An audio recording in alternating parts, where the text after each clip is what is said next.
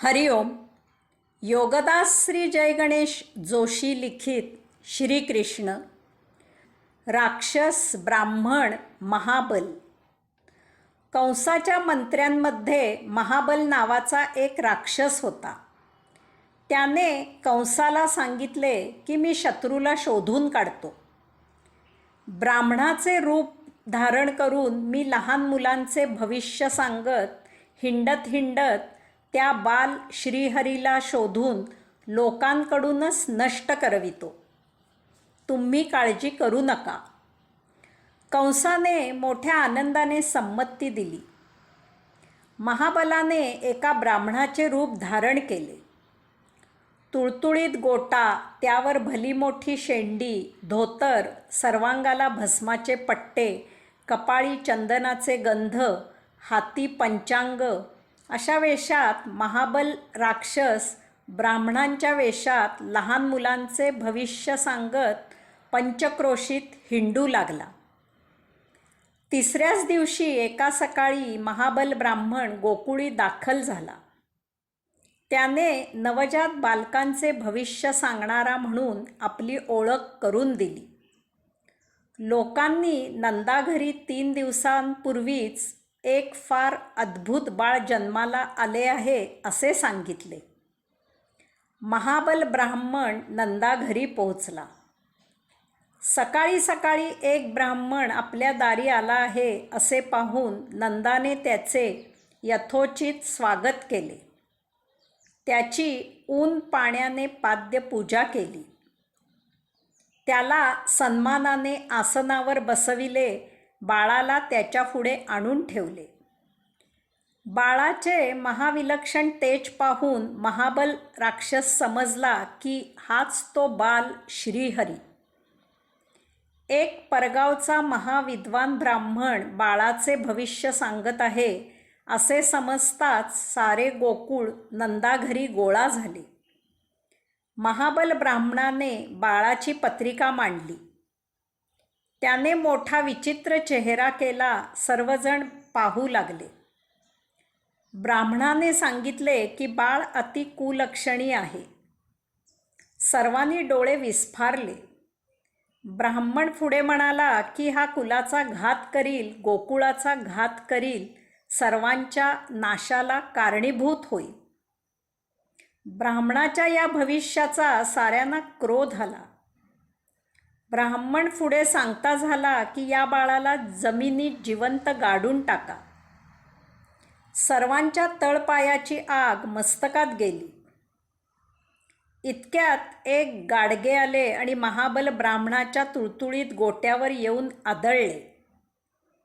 महाबल विव्हळू लागला. तोच त्याच्या कपाळी वरवंटा येऊन आपटला.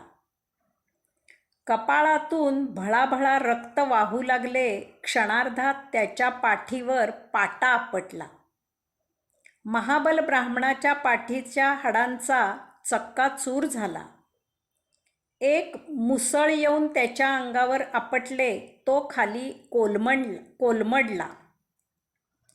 त्याच्या हातून पंचांग गळले. धोत्राचा सुटलेला कासोटा कसाबसा सावरत तो पळू लागला.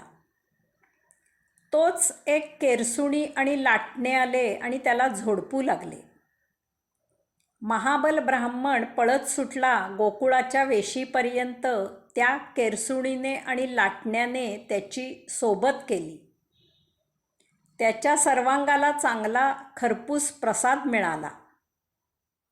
महाबल ब्राह्मणाच्या फजितीने सारे गोकुळ हसू लागले. गोकुळवासियांनी त्यांच्या लाडक्या बाळाबद्दल वेडेवाकडे बोलणाऱ्याचा हा असा समाचार घेतला. महाबल रक्ताने माखलेल्या अवस्थेत कसाबसा वाकडा तिकडा खुरडत खुरडत कंसाकडे पोहोचला. त्याने सारा वृत्तांत सांगितला. कंस चकित झाला.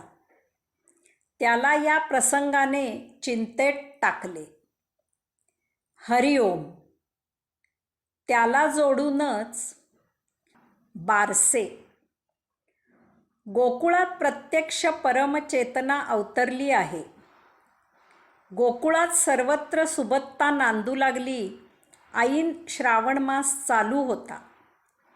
ऊन पाऊस असा निसर्गाचा खेळ बहारात आला होता. वातावरण छान आल्हाददायी होते. गाई म्हशी भरपूर दूध देऊ लागल्या. वृक्ष लतापल्लवी पानाफुलांनी डवरल्या.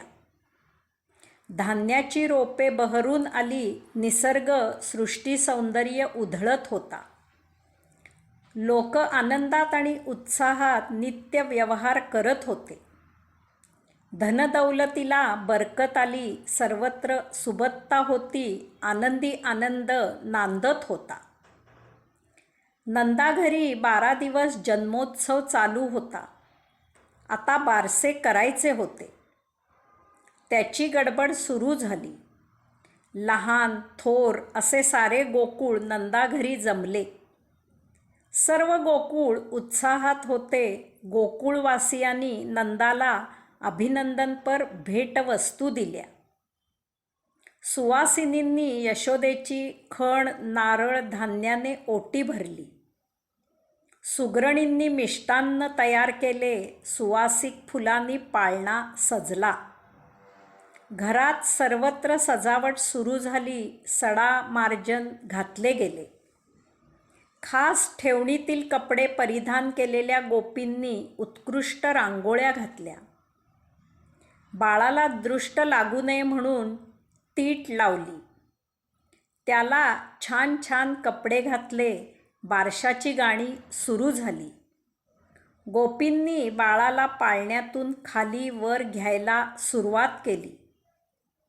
बाळाला सर्वजणी जीवापाड जपत होत्या. मोठा आनंद उत्सव सुरू झाला. गाणी म्हणायची ओढ लागली. यशोदेने सर्वांना आकृष्ट करणारा म्हणून बाळाचे नाव बाळाच्या कानात श्रीकृष्ण असे सांगितले. सर्वांनाच श्रीकृष्ण हे नाव आवडले. सर्वांनी मिष्टान्नांचा आस्वाद घेतला. यशोदेने सुवासिनींची कापड चोपड धनधान्याने ओटी भरली. नंदाने सर्वांना उत्तमोत्तम भेट वस्तू दिल्या. सर्वांचा यथोचित सत्कार केला. गुरुजनांचे थोरा मोठ्यांचे आशीर्वाद घेतले. हरिओम.